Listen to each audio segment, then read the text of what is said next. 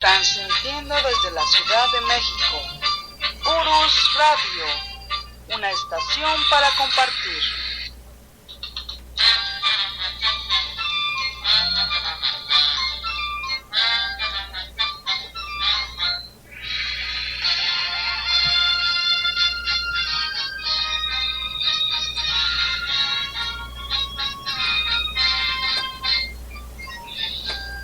Hola, ¿qué tal? ¿Cómo están? Muy buenas noches, los saludo, soy Doris y estamos transmitiendo en vivo desde la Ciudad de México, aquí en la cabina de Urus Radio, su programa de la verdadera historia de México, después de 2 semanas que bueno, no estábamos aquí en la cabina, pero ya el profesor está de regreso y aquí está con nosotros y pues vamos a saludarlo, igual.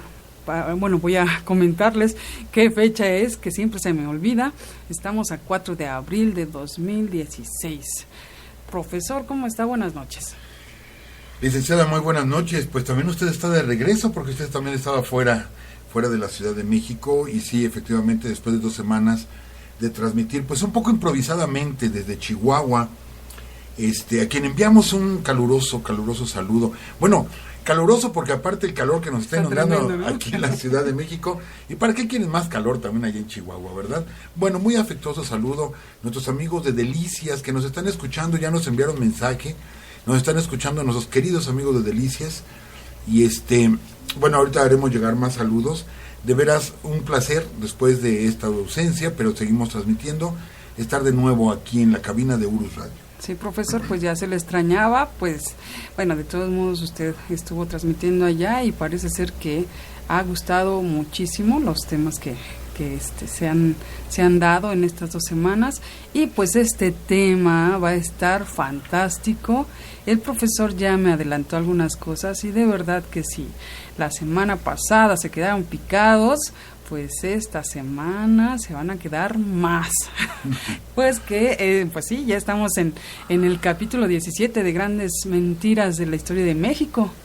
Así es, licenciada, 17 capítulos y seguiremos, y el tema de hoy da para muchísimo, de veras da para muchísimo, por todas las cosas que no sabemos que sucedieron durante la intervención francesa en México, y que podemos resumir que hay una historia increíble. Lo que es la historia de Maximiliano y Carlota, ya tomados como pareja, ya tomados como la pareja imperial, hay tanto que platicar de ellos, tanto que comentar, y obviamente tenemos que hablar de lo que hacía Benito Juárez en ese momento. Es una historia que se va ligada, ¿no? Que va ligada completamente, licenciada.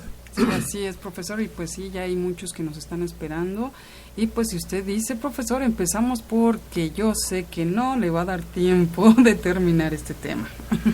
Bueno, pues sí, iniciamos, y bueno, enviar un saludo, reiteramos a nuestros queridos amigos de allá de Delicias, Chihuahua, Enrique Leos, que ya nos envió mensajes, Sergio Torija, Víctor, por ahí el señor Roberto Gama, la familia Tapia, que está toda la familia reunida también escuchándonos, de veras, muchas gracias a todos ustedes, el señor Aarón Valencia, varios que nos han estado llegando ahorita mensajes, solo que cuando comenzamos la transmisión, pues ya ponemos en silencio celulares y todo para que no interfieran los sonidos, pero sabemos que tenemos varios amigos ahorita escuchándonos. Un muy fuerte abrazo para todos ustedes, y bueno, vamos a comenzar, licenciada. Yo tengo una deuda con las personas que amablemente nos recibieron allá en Delicias, la profesora Mari Carmen, el profesor Raúl, el profesor Gerardo, bueno, varios que de veras nos atendieron excelentemente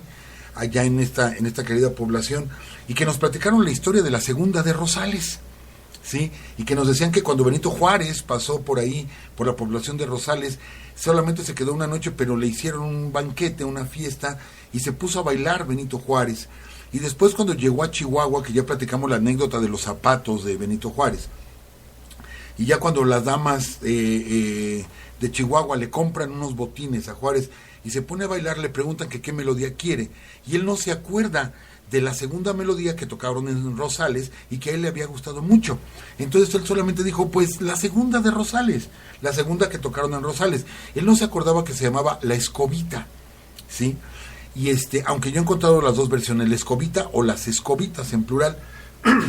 Entonces se le quedó como la Segunda de Rosales, y hasta el día de hoy se interpreta la Segunda de Rosales porque así la bautizó Benito Juárez. Es una polca, y yo quisiéramos un ejercicio.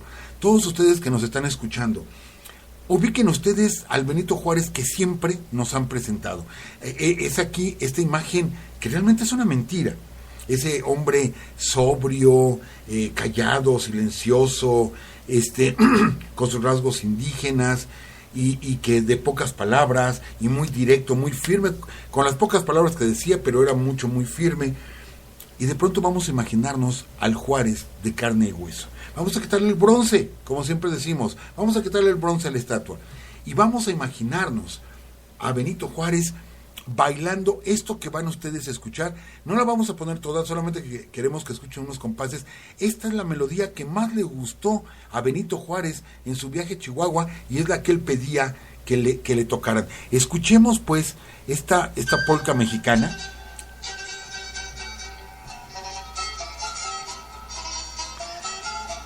Imagínense ustedes con esta música cuando una persona va a poder ser tan serio, tan formal. No, vean la alegría, escuchen la alegría de la melodía.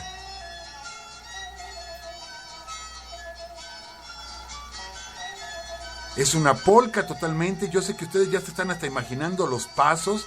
Pues esto era lo que bailaba Benito Juárez. Él era un hombre alegre, bailarín a más no poder.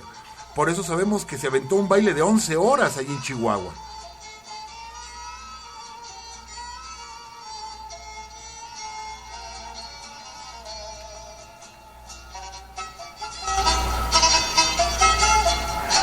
Bueno, ustedes no están viendo lo que yo, pero aquí ya está casi danzando la licenciada Doris, porque es muy pegajosa la música, y esta música, insisto, era lo que le gustaba a Benito Juárez. Ya con esto, queremos agradecer esta anécdota tan fabulosa que nunca hemos escuchado en ninguna parte, que nos platicaron nuestros amigos allá en Chihuahua, y nos comprometimos a encontrar la melodía y pasarla por aquí por Urus Radio. Pero bueno, continuemos entonces. Así, dígame, licenciado. Nada más una cosa, profesor. Ahora que estuvo usted allá en Chihuahua, ya ve que en el primer programa que usted transmitió desde allá se cortó. Y usted me comentó que dijo el reto del mes, ya ve que habíamos quedado en eso, pero pues desafortunadamente no se alcanzó a escuchar. Y bueno, les comento que el día de hoy será el reto del mes, así es que bien atentos, porque al final del programa vamos a hacer la pregunta, y pues quien conteste primero aquí en el chat de Spreaker, ¿sí?, pues va a ser el ganador de un libro. Perfecto, ya, profesor. Bueno, pues sí, efectivamente hace 2 semanas que hicimos el comentario, pero se había cortado la transmisión. Repetiremos la pregunta en cuestión al terminar el programa, y quien conteste, como dice la licenciada, le obsequiaremos un libro que hable de historia de México, y con esto, me acuerdo que en ese programa igual lo que alcancé a decir que no se reprodujo, pues es que nosotros hacemos esto de gusto, el gusto por compartir nuestra historia. Nosotros no tenemos ni patrocinadores, el tiempo que se paga por este espacio de radio, que es poco, realmente es poco lo que se paga, pero nosotros hacemos ese pago, y los libros que nosotros podemos regalar, pues igual es porque nosotros compramos libros y nos ganamos algunas promociones o algunos descuentos, y de ahí conseguimos más libros para obsequiarlos de veras con mucho cariño a todas las personas que nos escuchan y que contestan las preguntas aquí en Urus Radio, y se los hemos hecho llegar pues a diferentes partes del país e inclusive fuera del territorio nacional. Así es que estén listos con el reto del mes, y bueno, pues comencemos entonces, licenciada, a hablar de Maximiliano y Carlota. Maximiliano y Carlota, que llegan a México en 1864, que son, que ellos se preparan para la llegada aquí a México, al puerto de Veracruz, y en el puerto de Veracruz no había nadie. El puerto de Veracruz es con gente tan jubilosa, tan alegre como son nuestros queridos hermanos jarochos, pues no salió nadie a recibir a la pareja imperial. Esto provocó que Carlota empezara a llorar. Carlota, que se estaba en ese momento arrepintiendo de haber venido a esta tierra, y más que nada que en ese tiempo Veracruz pues tenía condiciones sumamente insalubres, ¿sí? Y que no podían quedarse mucho tiempo ahí los emperadores, sino tenían que avanzar hacia el centro de México. Tomaron el ferrocarril que ya existía, el primer tramo de ferrocarril en México ya existía, y que eran unos cuantos kilómetros, pero avanzaron tierra adentro, y a partir de ahí todo fue en carretela, ¿sí? Hasta llegar a la Ciudad de México. Pero bueno, para esto suceden muchas cosas, y vamos a tener que hablar, ¿sí?, de los dos personajes, de Juárez y de Maximiliano. Mientras que uno está llegando aquí para gobernar, para ser un emperador, el otro está comenzando un avance hacia el norte del país ante el avance de las tropas francesas que venían a sostener al imperio. Pero para todo esto, quitándonos los datos oficiales, vamos a hacer varios comentarios. Esta anécdota se la escuchamos a Paco Ignacio Taibo, él la rescata y la compartimos con ustedes, que se nos hace increíble. Nosotros ganamos la batalla, México gana la batalla del 5 de mayo del 62, ¿sí?, allí en la ciudad de Puebla. Pero para el 17 de mayo del 63 cae Puebla en poder de los franceses. ¿Sí? Ya no es el mismo ejército de 6-7 mil hombres que traían los franceses la primera vez, ahora traían 40 mil hombres. Sí, y traían artillería pesada, y lo más granado del ejército francés avanza sobre Puebla. Vale mencionar que quien defiende Puebla, quien comanda al ejército de Oriente, es el general González Ortega, y junto con el general Mariano Escobedo, ¿sí?, diseñan una estrategia para ir peleando casa por casa la ciudad de Puebla. Así, literal, casa por casa se está peleando en Puebla. Se está defendiendo al país. La suerte de la nación está echada en la segunda batalla de Puebla. Desafortunadamente se pierde. Y no se pierde por cobardía, o no se pierde por falta de entusiasmo, se pierde porque ya no hay material, ya no hay arsenal, ya no hay balas, ya no hay pólvora, ya no hay con qué dispararles a los franceses.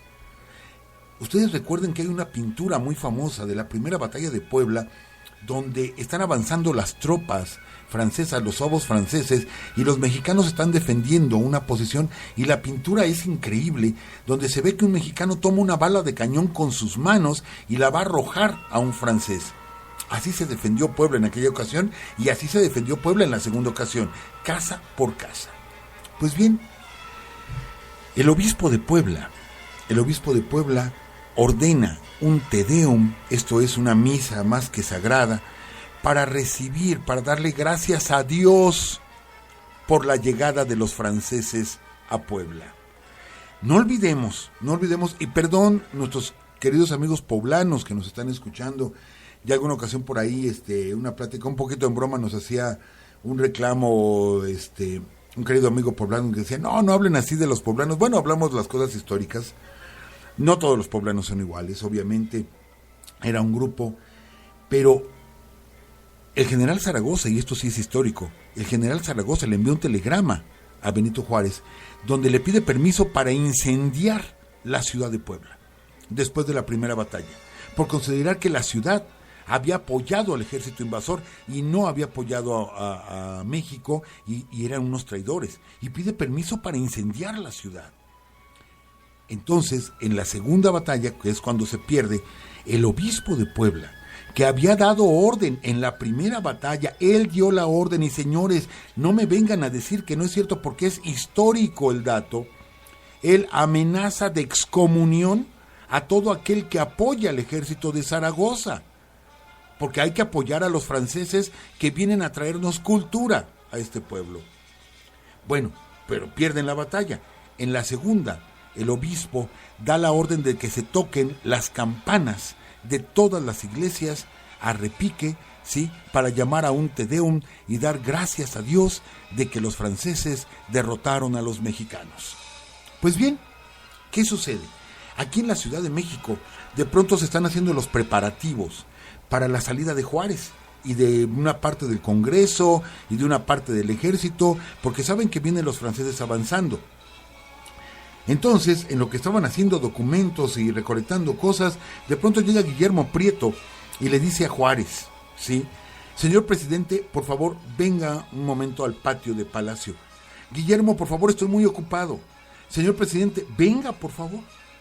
Y se levanta así como desesperado Juárez. A ver, Guillermo, ¿qué quieres? Acompáñeme al patio. ¿Pero para qué? Acompáñeme al patio, señor presidente. y lo acompaña Juárez con desgano, lo acompaña al patio de Palacio Nacional. Y de pronto sale y se encuentra con un montón de gente que están cargando muchas cuerdas.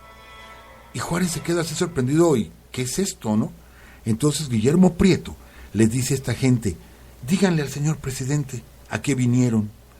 Y agarran estos hombres, y agarran las cuerdas que vienen cargando, y las arrojan al piso, y le dicen, señor presidente, estas son las cuerdas, las reatas de las campanas de Puebla, porque nos dieron la orden de tocarlas para darle gracias a Dios porque llegaron los franceses, y nosotros no estamos de acuerdo, y para que no tocaran las campanas, cortamos las cuerdas, y aquí están, señor presidente, se las trajimos. Esto es increíble, ¿eh? Claro. Increíble la reacción del pueblo. O sea, ya no nos podemos defender. ¿Por qué? Porque no hay parque, porque no hay arsenal. No tenemos con qué dispararle a los franceses, pero ¿saben qué? Sí, con nosotros se friegan porque no va a haber campanas. Les cortamos la cuerda y no hay campanas. El ingenio del mexicano que no va a aplaudir la llegada de los franceses. Esto nos parece de veras genial la reacción. Pues bien, también ahí se da otra anécdota que nosotros hemos comentado muchas veces. Minutos antes, Guillermo Prieto le había dicho a Juárez, señor presidente, nuestro peor enemigo está entrando a Puebla, y el obispo dio la orden de que se repicaran las campanas para celebrar la entrada de nuestro peor enemigo. Y agarra y contesta Benito Juárez, de esas frases que se quedaron para la historia, Guillermo, nuestro peor enemigo no son los franceses, nuestro peor enemigo es la ignorancia de nuestro pueblo. Y vaya, no sabemos si lo dijo hace 100 años o hace unos cuantos meses, definitivamente, de cómo estamos en el país. Pero bueno,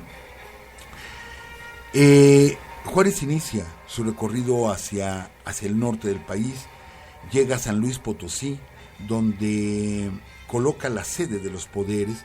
De hecho, él le pide al Congreso que lo alcancen todos en San Luis Potosí. Solamente llegan unos cuantos.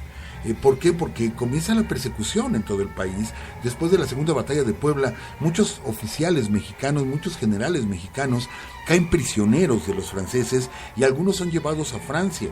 Y otros se logran escapar en el camino de Puebla a Veracruz. Cuando los iban a embarcar, se logran escapar, entre ellos Porfirio Díaz. Pero otro que se me hace genial, sí, que estuvimos leyendo su historia. Aparte nos documentamos también con obra de Paco Ignacio Taibo, pero aparte nosotros estuvimos leyendo por nuestra cuenta, es el general Mariano Escobedo. Este general se escapa y se va hacia el norte, se va hacia Querétaro, buscando al presidente Juárez. Pero ya no lo encuentra, Juárez está más al norte, pero realmente no saben dónde está. Sí. Ahora sabemos que iba a San Luis Potosí. Entonces, al no tener gente con quien aliarse Escobedo, porque va él solo, agarra y se regresa a Escobedo. Llega de nuevo a la Ciudad de México, ¿sí? Porque se había robado unos caballos y con eso llega a la Ciudad de México en unas cuantas horas. Y luego de la Ciudad de México se va a Oaxaca y llega con Porfirio Díaz, que Porfirio Díaz al escapar se había ido a Oaxaca. Y empieza a organizar la guerrilla, ¿sí? Llega ahí Mariano Escobedo, le dice, mi general Díaz, pues aquí estoy, para lo que usted guste mandar. Y Díaz le da una orden que, bueno, lo entendemos, no es burla nuestra risa, sino caray, la manera de entender literalmente las cosas. Y agarra Porfirio Díaz y le dice a Mariano Escobedo, ¿sabes qué? Vete a buscar a Juárez y te pones bajo sus órdenes. Él tenía esa orden, ¿sí? Y el señor Mariano Escobedo dijo, pues me voy a buscar a Juárez. ¿Dónde está Juárez? Pues se fue para el norte. ¿Dónde está? ¿Quién sabe? Sabemos que se fue para el norte, pero no sabemos dónde está, ¿sí? Bueno, y ahora, ¿cómo cruzo el país si los franceses ya avanzaron, si los franceses ya están en Querétaro, si los franceses ya están rumbo a San Luis Potosí? ¿Cómo le hago para ir al norte? Entonces, se le ocurre a Mariano Escobedo ir hacia el sur, bueno, hacia el sureste, y se va hacia Tabasco, él solito. En Tabasco consigue unos documentos, ¿sí?, falsos, y se embarca en un barco carbonero. Y en este barco se va hacia Cuba. Fíjense la vuelta que va a dar. De haber sido capturado en Puebla, se escapa, se va a la Ciudad de México, luego va a Querétaro, luego se regresa a la Ciudad de México, luego se va a Oaxaca, y de Oaxaca se va a Tabasco, y de Tabasco se va a La Habana. En La Habana se vuelve a embarcar, escondiéndose, ¿sí? Y va a dar hasta Nueva Orleans. Otra versión dice que fue a dar a Matamoros, y que en Matamoros ya desembarca y se va buscando a don Matías Romero. ¿Quién es don Matías Romero? Pues el embajador de México del gobierno de Juárez, el embajador de México en Washington. ¿Y dónde encuentro a Matías Romero? Pues en Washington. ¿Y dónde está Washington? Pues hasta el norte. Y ahí va Mariano Escobedo, él solo, ¿sí? Y cruza todos los Estados Unidos. Pero bueno, a lo mejor eso no tendría ningún mérito, ¿sí? O un mérito muy simple. No, cruza los Estados Unidos en plena guerra civil, entre balazos, entre guerra, entre batallas. Cruza Mariano Escobedo para llegar con don Matías Romero hasta Washington y le dice, soy el general Mariano Escobedo, y vengo a preguntarle, ¿dónde está don Benito Juárez, el señor presidente? Y es Matías Romero que le dice, pues está en un lugar que se llama Paso del Norte, al norte de la ciudad de Chihuahua. ¿Sabe qué? Póngase a sus órdenes. Él traía las órdenes de Porfirio Díaz de ponerse a las órdenes de Benito Juárez. Pues ahora regrésate, ahora retáchate, y volver a cruzar todos los Estados Unidos, otra vez en plena guerra, ¿sí? Hasta llegar a Chihuahua. Fíjense nada más la vuelta enorme que dio para llegar Mariano Escobedo con unos cuantos hombres que fue recolectando el camino, y llegar y decirle a Benito Juárez, señor presidente, ya estoy aquí, para lo que usted me ordene. Y a partir de ahí, sí, lo nombra general, pero él mismo dice, ¿sabe qué? No quiero ser general, quiero ser coronel, porque yo no puedo ser general hasta que no tenga toda una división, o toda una brigada por lo menos. Y lo nombra coronel, y le dice, organícese el ejército del norte. Y empieza Mariano Escobedo con unos cuantos hombres a organizar el ejército que quedó como el ejército del noreste, que tiene una batalla muy importante, que es la primera batalla grande que se le gana a los franceses después de la de Puebla. La primera que se le gana es la batalla de Santa Gertrudis. Y que bueno, es a veces donde nos sentimos mal, porque en la batalla de Santa Gertrudis, ¿sí?, mueren 800 franceses.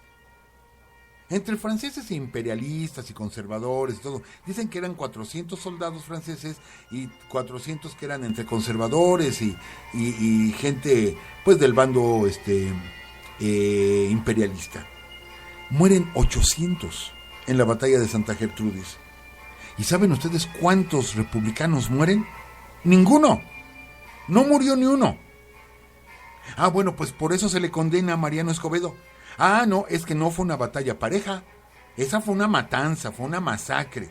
Agarraron dormido al ejército imperial, les cayeron por los lados y los mataron casi a todos. Es cierto, la batalla de Santa Gertrudis duró 1 hora. Y en 1 hora mataron 800 rivales. Mariano Escobedo no tiene la culpa de haberlos agarrado dormidos. ¿Sí? Lo mismo pasó cuando agarraron dormido a Santana en San Jacinto. La culpa no fue de Samuel Houston, ¿verdad? Santana que se queda dormido y que lo emboscan y lo hacen pedazos. Pues lo mismo pasó con los franceses. Y es la primera gran batalla que gana Mariano Escobedo a cargo del ejército del norte.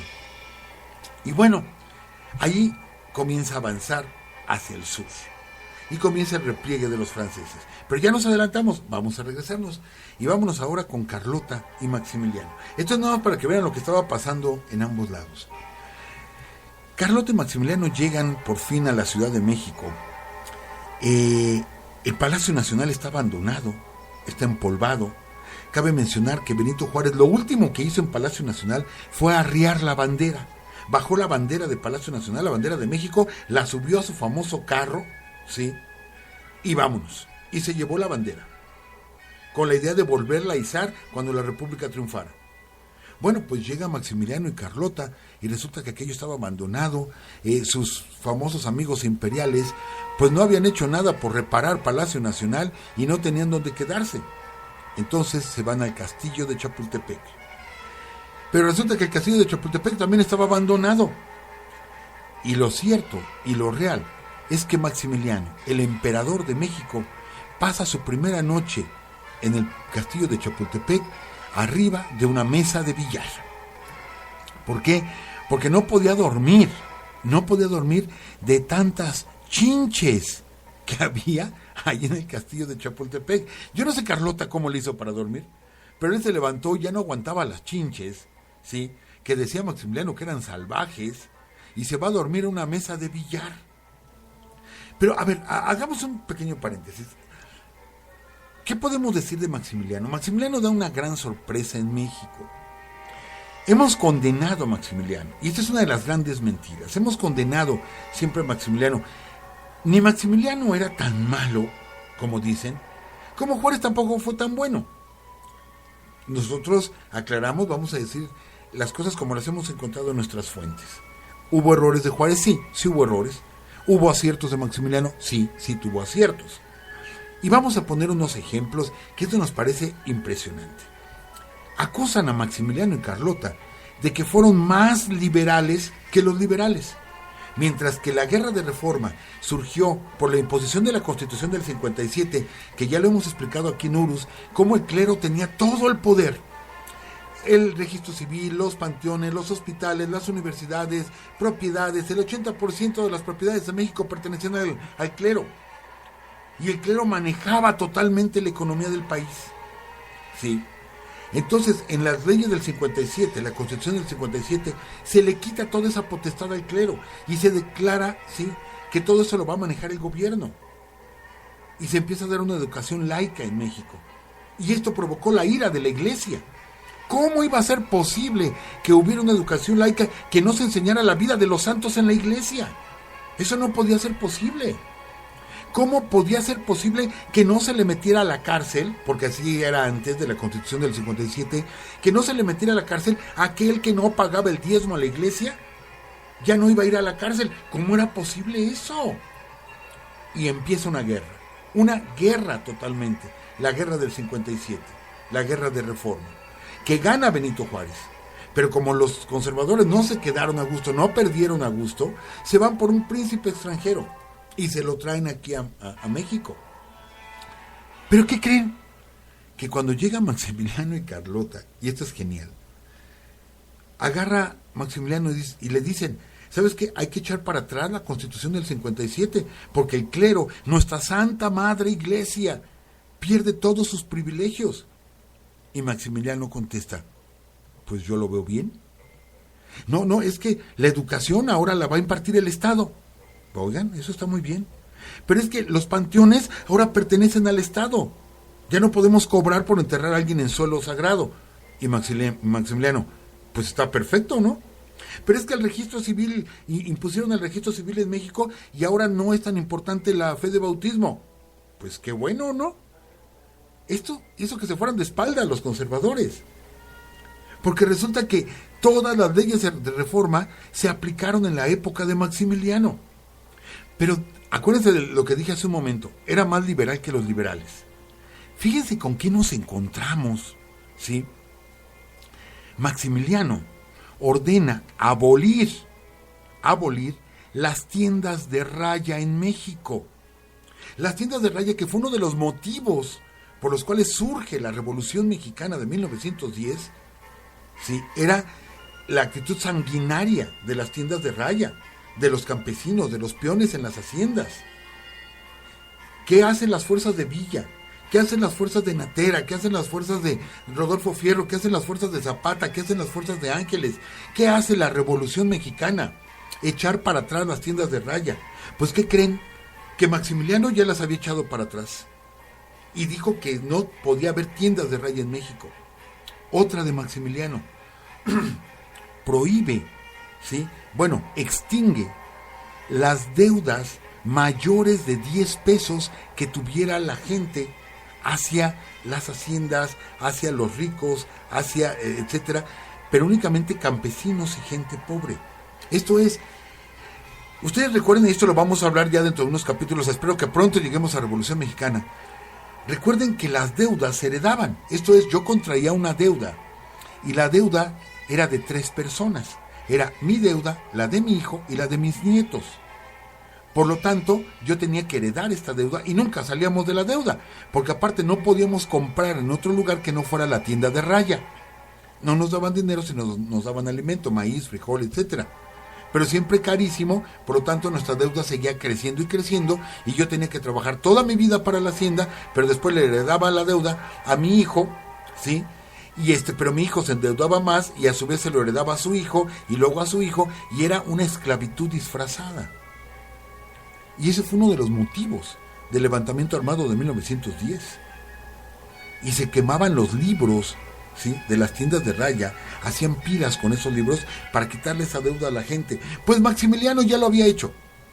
Maximiliano prohibió, ¿sí?, o abolió las deudas mayores de 10 pesos. Hasta eso dijo, hasta 10 pesos pueden pagar, pero más de 10 pesos nadie debe. Así, nadie debe. No, pues imagínense ustedes, los ricos de México se fueron de espaldas. Los que trajeron a Maximiliano y Carlota, ¿qué húbole? No solamente aplicaste las leyes del 57, sino nos das leyes todavía más fuertes. No, y Carlota se fue más lejos. Carlota, ¿sí?, que también mandaba. Carlota, la emperatriz, tenía una autoridad enorme. Y cuando Maximiliano salía a sus famosos viajes, sobre todo a Cuernavaca, de los cuales vamos a hablar, ¿sí?, quien mandaba en México era Carlota. Y Carlota declara una jornada laboral en México de 48 horas. Antes no había jornada laboral, o la jornada era de sol a sol. Pues Carlota, ¿sí?, impone la jornada laboral de 48 horas en México. Fíjense ustedes la visión de esta mujer. La visión, por lo que se peleó después en la Constitución del 17, por las garantías para los obreros, para los campesinos. Lo estaban haciendo en el 64, lo estaba haciendo Maximiliano y Carlota en México. ¿Qué fue lo que pasó? Que los conservadores se echaron encima de Maximiliano.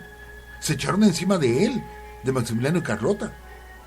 Y varios liberales, de pronto dijeron, oye, pues no está tan mal el emperador, ¿eh? Como que me está cayendo bien tú. Y la emperatriz también. De tal forma, y noten ustedes, que a Carlota se le empezó a llamar Mamá Carlota. Y hay por ahí versos y estribillos que hablan de Mamá Carlota. Que es más, bueno, tenemos que comentar muchas cosas de ellos dos, porque la relación entre ellos dos estaba muy lastimada, muy deteriorada. Carlota nace en 1840. Aquí casi no nos gusta mucho hablar así como que de fechas, pero aquí sí es importante, porque Carlota muere en 1927, a la edad de 87 años. ¿Sí? Cuando ella llega a México en 1864, ella tiene 24 años. 24 años de edad, está bien jovencita. Dura 3 años en el imperio y se va a Europa a buscar el apoyo de Napoleón III a la edad de 27 años. Y dura 60 años loca. Muere, insisto, y les voy a pedir otra vez que nos ayuden, juguemos un poquito con la imaginación histórica. Ella dura 60 años loca, y en ese tiempo, 1927, que ella muere, ya murió Juárez, obviamente Maximiliano, muere Juárez, gobierna Porfirio Díaz, toda la dictadura de más de 30 años de Porfirio Díaz, llega Madero a la presidencia, lo matan, ¿sí? Se da la segunda etapa de la revolución con Venustiano Carranza, surge Emiliano Zapata, surge Pancho Villa, gobierna en México Adolfo de la Huerta, gobierna en México Álvaro Obregón, Plutarco Elías Calles. En México de pronto surge la aviación. Vamos a ubicar de nuevo a Carlota y Maximiliano en su carruaje tipo rococó, que ahí está guardado en Chapultepec. O sea, iban en carruaje. Y durante el tiempo de vida de Carlota surge la aviación. Y en 1927 ya hay ruta aérea México-Tampico, México-Veracruz, México-Acapulco. Surgen los automóviles, surge el cine. Estamos a 2 años de que se estrene la primera película sonora en México. Y estamos unos cuantos años de que surja la XCW y la XCB. O sea, con poquitos años más se le hubiera podido entrevistar hasta por radio. A lo que quiero llegar es que ella vive esa transición de la modernidad, no solamente en México, sino la modernidad en Europa, porque en Europa sucede toda la Primera Guerra Mundial, del 14 al 18. Y cuando ella muere en el 27, Hitler ya está haciendo de las suyas en Alemania. Todavía no es canciller, le faltan 6 años. Pero ya hace de las suyas Adolfo Hitler. Ya gobierna Benito Mussolini. ¿Sí? Que bueno, a ver, un pequeño paréntesis. Le voy a platicar algo así. Me voy a salir totalmente del tema, pero lo tengo que comentar. Me voy a adelantar un poquito. Bueno, unos años. Encontré un dato fabuloso. Y yo los invito a ustedes que nos escuchan, si están acabando el programa, ahorita no se me vayan, acabando el programa, chequen la Catedral de Tampico. La Catedral de Tampico, el piso está lleno de puras cruces gamadas nazis. Todo el piso.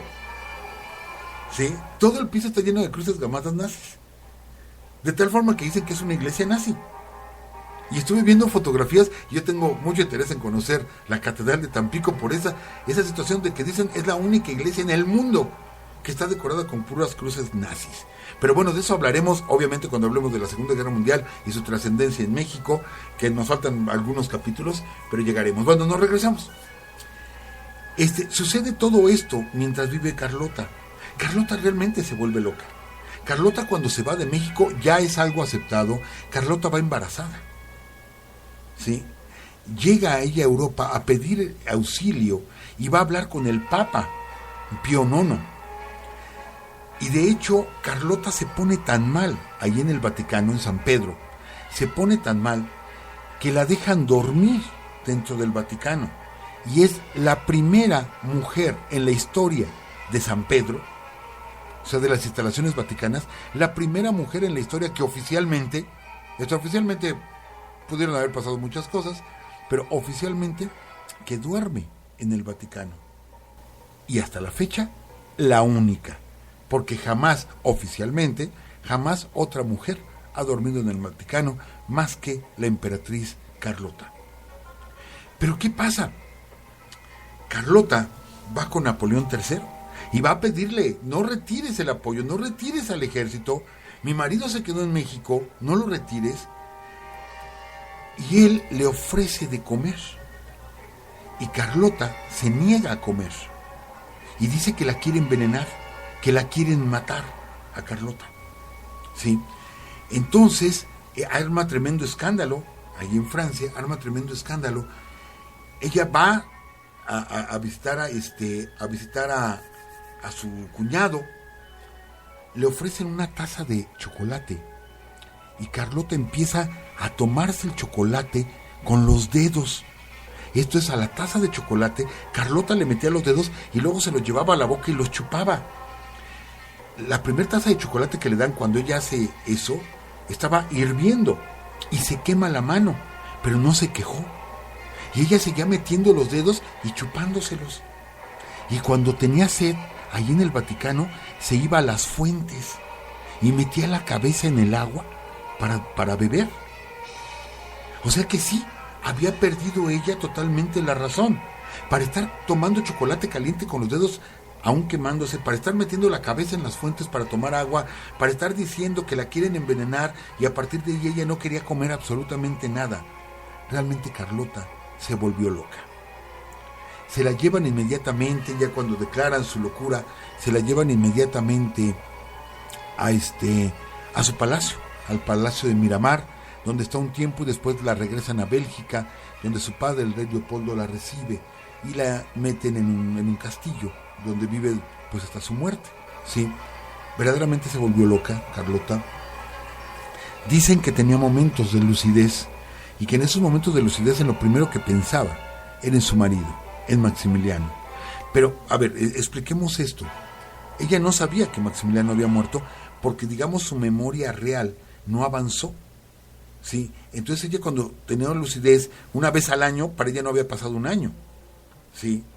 Tenía un ratito al año lucidez, pero para ella no había pasado un año. De hecho, comentan que cuando ella está agonizando y está a punto de morir, en 1927, regresó con un rato de lucidez, ¿sí?, a México, puesto que ella seguía platicando con el emperador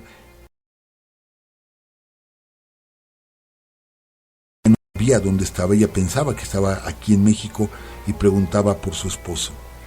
Sí, unos momentos antes de morir la emperatriz Carlota. Entonces vemos que es una historia increíble. Licenciada, se nos va el tiempo ahora sí no nos perdona, porque todavía nos falta platicar de cómo muere Maximiliano, que es toda una historia, la muerte de Maximiliano, el fusilamiento de Maximiliano. Solamente para adelantar un poquito, porque se nos va a poner mejor todavía el programa de la semana que entra, porque les vamos a dejar un dato muy impresionante. Vamos a hablar un poquito, estos últimos minutos, de la parte... Es que se ha escrito tanto, se ha dicho tanto, historiadores, sociólogos, de Maximiliano y Carlota, pero también gente metida en las cuestiones místicas. Y también hemos leído esas versiones, que nos dicen, por ejemplo, cómo predominó la letra M en la muerte de Maximiliano. Porque en el Cerro de las Campanas mueren 3 fusilados, Miramón, Mejía y Maximiliano.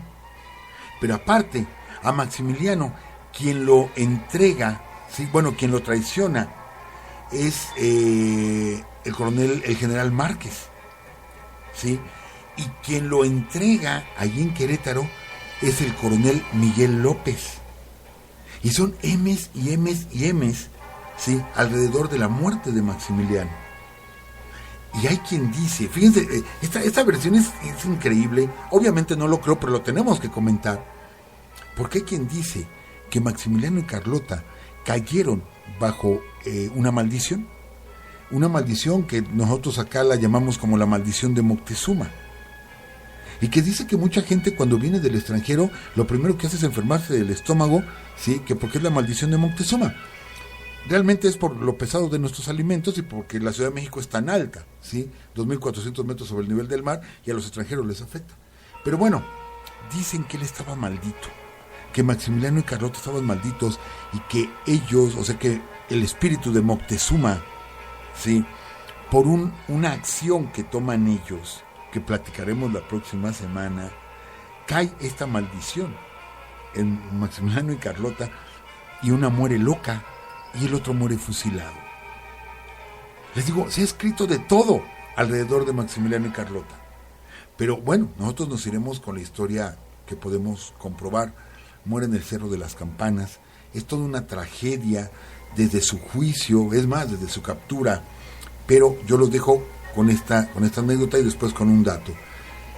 Platicando un día antes del fusilamiento, platicando Miramón y Maximiliano, porque Mejía estaba muy enfermo y casi no salía de su celda, platicando Miramón y Maximiliano, dice Miramón, sí, yo estoy aquí por no hacerle caso a mi mujer, porque su mujer siempre le decía, doña Conchita Lombardo, siempre le decía a Miramón que no fuera a Querétaro, que ya se saliera de eso, etcétera, etcétera, y no le hizo caso a su mujer. Entonces por eso dijo Miramón, yo estoy aquí por no hacerle caso a mi mujer. Y le contesta Maximiliano, y yo estoy aquí, general, por hacerle caso a la mía. Así, o sea, Maximiliano mismo dice, por hacerle caso a mi mujer. ¿Yo qué tenía que hacer aquí? Carlota era la que quería gobernar. Carlota, que a los 17 años de edad, cuando se casa con Maximiliano, 17 años de edad, era la mujer más rica del mundo. La mujer más rica del mundo. Y ella quería un imperio para gobernar. Y después, Maximiliano, por tomar el trono de México, firma los tratados de Miramar, donde renuncia a la sucesión del trono de Austria, renuncia a la sucesión de tronos de los Habsburgo, y Carlota casi le da el infarto. ¿Cómo había podido entregar así el derecho que tenía de ser un emperador?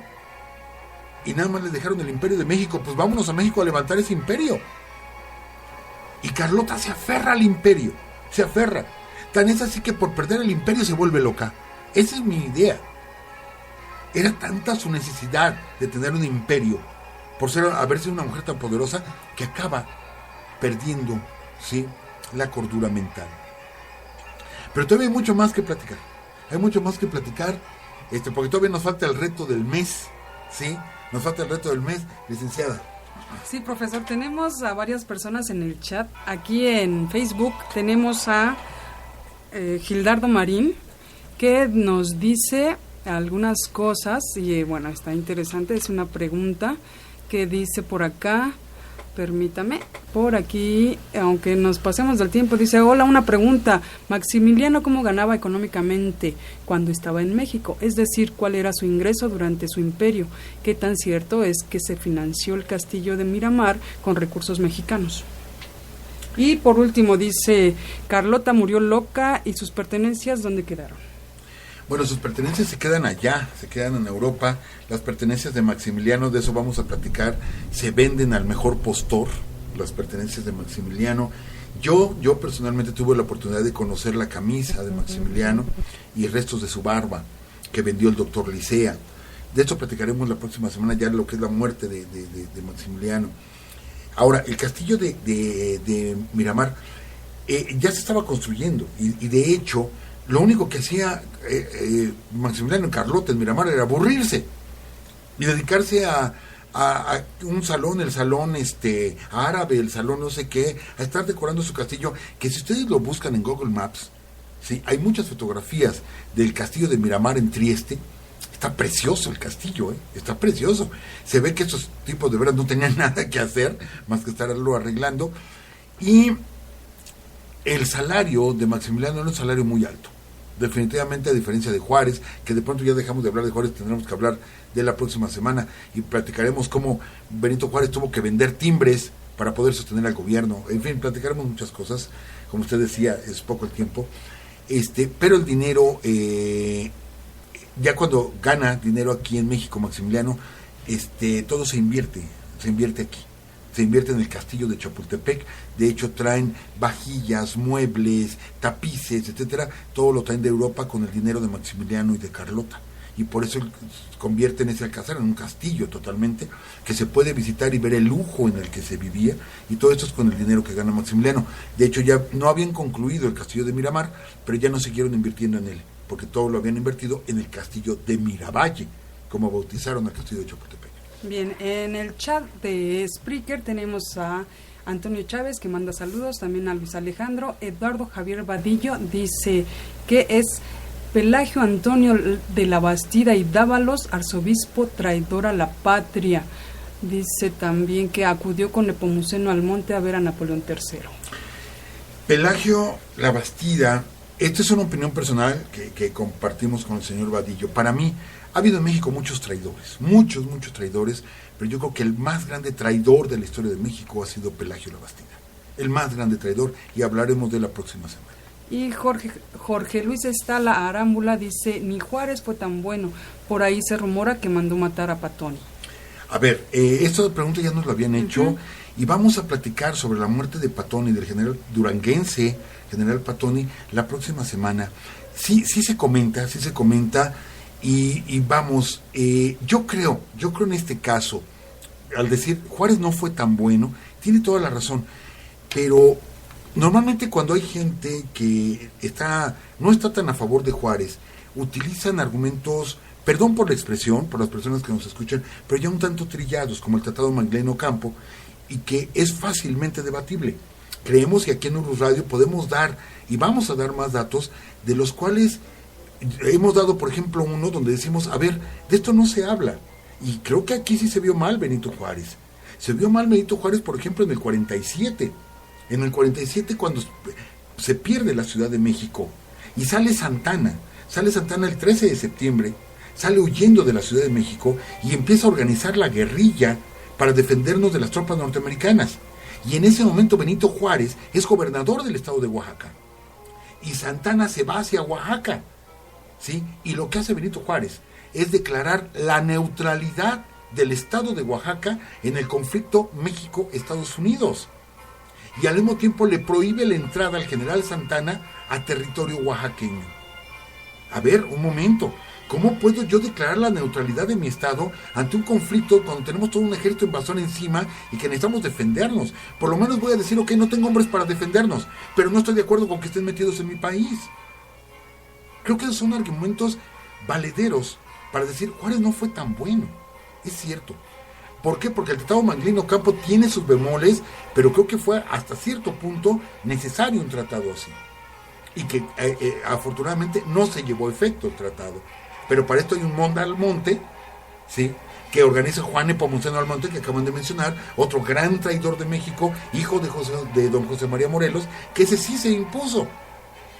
Y vamos a platicar entonces de qué pasó con Patoni. ¿Qué pasó con el general Patoni? Su relación con el general Jesús González Ortega y lo que fue la petición de ellos de que Juárez entregara el poder estando en Paso del Norte, porque se estaba terminando su ciclo presidencial. Y González Ortega quería ser presidente, y quien lo apoya es el general Patoni. Vamos a platicar de esto la semana que entra. Pero, insisto, sí, ni Juárez fue tan bueno, ni Maximiliano fue tan malo. Perfecto, tenemos también a Adriel López aquí en el chat de Facebook. Dice, hola, saludos, es la primera vez que los escucho en directo y lo mejor es que estoy con mi familia porque estamos celebrando el cumpleaños de mi papá, Neftalí López Toribio, celebrando y escuchándolos. Saludos, perfecto, muy bien. Y también ya nos están llegando llamadas. Así es. Pues un abrazo para ellos que están de abrazo. festejo y que estén escuchando la historia de México. Gracias, nos congratula mucho que en un momento tan especial estén con nosotros. Así es, y también, profesor, subí una imagen de la catedral y efectivamente están las suásticas. Así es, las suásticas, y platicaremos de esto, hicimos una pequeña investigación, platicaremos de esto, pero ya cuando se llegue el momento que hablemos de esos años, de la Guerra Mundial y todo esto. Bien, ahora sí va el reto del mes porque ya nos superpasamos del tiempo, no sé qué nos va a pasar, profesor, a ver qué nos dicen. Pero bueno, listos porque la pregunta es la siguiente. Está muy sencilla, hace 3 semanas que el profesor comentó esto, y dice, ¿quién es el bandolero que captura a Melchor Ocampo en su hacienda? ¿Para qué? Para entregarlo a Leonardo Márquez. La repito, ¿quién es el bandolero que captura a Melchor Ocampo en su hacienda para entregarlo a Leonardo Márquez? Y pues bueno, los esperamos aquí en el chat de Spreaker y para la próxima semana pues vamos a comentar quién es el ganador. Sí, entonces la respuesta es en el chat, ¿verdad? Así es, en el chat de Spreaker, ¿sale? Bueno, entonces, yo sí me acuerdo, licenciado, ¿se vale? Yo sí me acuerdo quién fue quien capturó a Melchor Ocampo y se lo llevó al general Márquez. Lo puedo decir, ¿no, verdad? No, claro que no, profesor. Bueno, pues los dejamos, cuídense mucho, que estén muy bien y por aquí los esperamos el próximo lunes y mucha suerte a todos. Hasta luego.